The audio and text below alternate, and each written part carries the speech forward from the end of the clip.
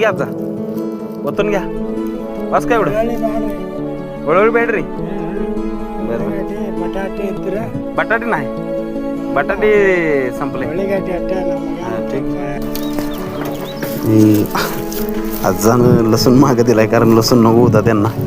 माणसं राव खरोखर प्रामाणिक असते नाही एखादं फुकटचं मिळतंय म्हणून आपलं घेऊन ठेवणार तसं नाही बघा जी गोष्ट लागणार आहे खरोखर त्यांनी तीच घेतली